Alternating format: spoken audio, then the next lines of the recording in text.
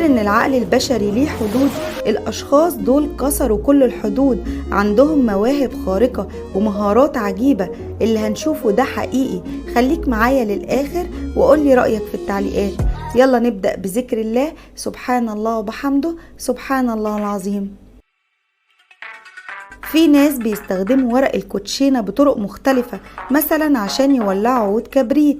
الراجل ده بيستخدم الطريقة دي بدقة رهيبة زي القناص بالظبط. شيفات كتير بارعين في المطبخ، لكن الطباخ الصيني ده في منتهى البراعة. هو كفيف من يوم ولادته. يمكن السر يكون في الطاقية بتاعته دي. الولد ده اسمه زاك مولر، مهووس من صغره بلعب الورق، لكن محدش كان يتخيل انه يوصل للمستوى ده، لدرجة انه ابتكر مجموعة مشهورة من اوراق اللعب دي، واسس كمان براند خاص بيه بيدخله ملايين الدولارات شهريا. الراجل ده عنده براعة في التصويب ورمي اي شيء، سواء ورق الكوتشينة او اعواد الاسنان او حتى عملات معدنية.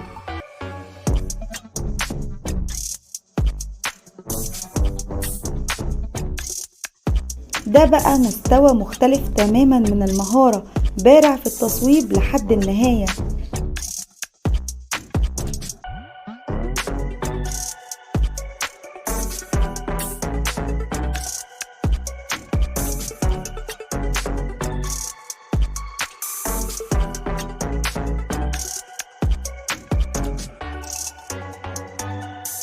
في اليابان عندهم دقة في الوقت والإنجاز ما تتصدقش. الطباخ ده مثلا بيقطع البطيخ في 12 ثانية بس، أما الست دي بتلف أي هدية في 7 ثواني. الراجل ده بقى بيحتاج 6 ثواني بس عشان يطبق مفرش السفرة.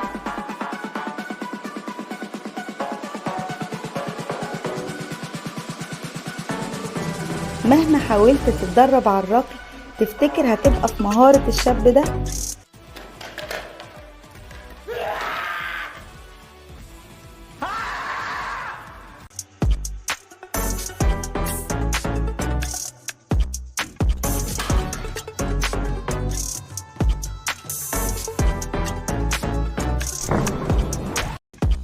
المتزلج ده بيركب الكرسي المتحرك بسرعة جنونية كأنه طاير.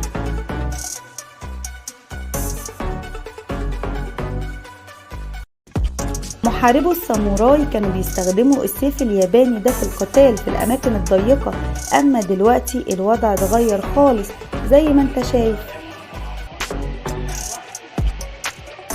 اللاعب الصيني ده بيعرف يتحكم في لسانه في اللعب أكتر من معظم الناس اللي بيعرفوا يتحكموا في إيديهم، وده السبب إن الهند بتتبني فيها البيوت بالسرعة دي.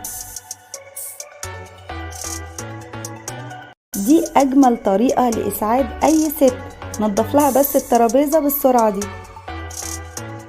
فريق السباق ده صنع التاريخ لما غيروا العجلات دي في دقيقة و91 ثانية بس خلال سباق في سيلفرستون. عمرك شفت حد بيقفل الصناديق أسرع من الست دي؟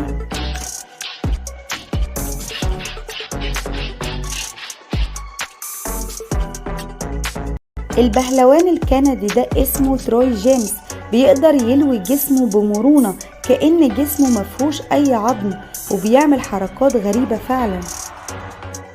الفنان الكوبي الأمريكي ده اسمه فيليكس سامبر، مشهور بمنحوتات مصنوعة من آلاف الطبقات من الورق. معقول ورق يعمل الأشكال دي؟ ده فنان اسمه شونيورو، بيرسم على الجدران والأشجار والسفن الغارقة وحتى الجبال الجليدية. لو كنت عامل دايت فالأفضل تغمض عينيك عن المقطع ده، لأن في وجبة لذيذة جدا ومشروب ساقع. لكن استنى، في خدعة هنا. كل ده كيك. الفنان ده اسمه بن كولين، بيعمل الكيك كأعمال فنية حقيقية تصلح للأكل.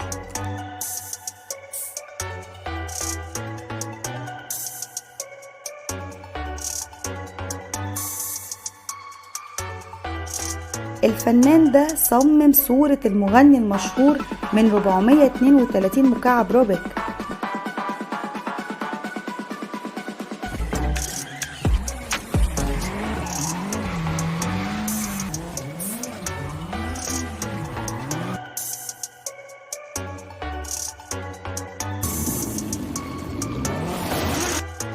ده الرقم القياسي العالمي لموسوعة جينيس لأسرع سيارة على عجلتين، 116 ميل في الساعة. عامل المصنع ده واضح انه بيعمل المنتج ده ببطء شديد.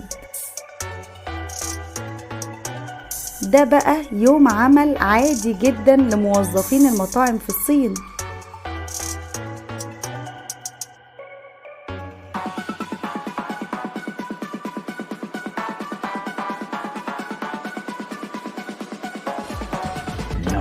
الراجل ده سريع جدا في تقفيل علب البيتزا.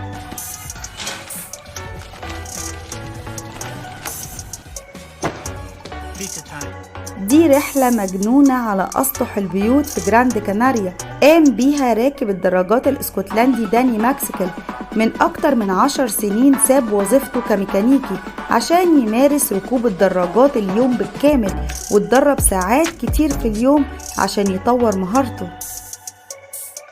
الشاب ده بيقدر يلعب بالكرة السحرية وبقاله 5 سنين بالمهارة دي. عمرك شفت عمل فني مصنوع من الشريط اللاصق؟ ودي منحوتات مصنوعة من الرصاص، وتحديدا بالقلم الرصاص.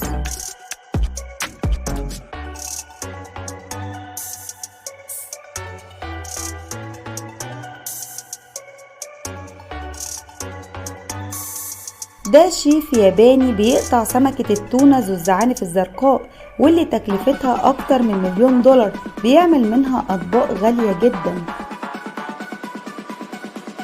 وده تسجيل رقم قياسي في الجري على المية لمسافة 125 متر، وكان الجري على قطع من الخشب متصلة ببعض.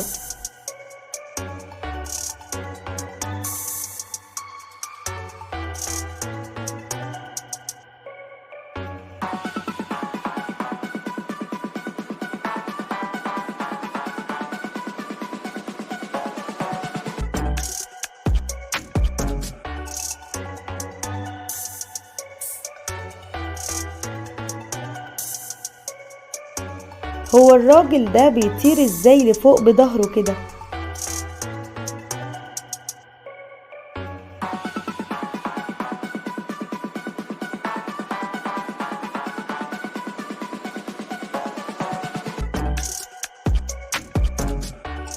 ده علاء الدين على بساطه السحري عشان يشوف ياسمين.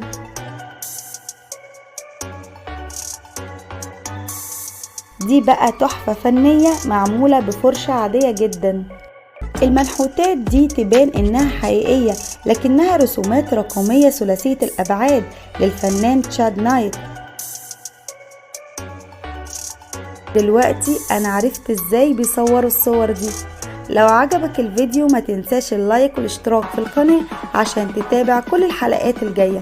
وختاما، اللهم صل وسلم وبارك على سيدنا محمد وعلى آله وصحبه وسلم أجمعين، ودمتم في أمان الله. مع السلامة.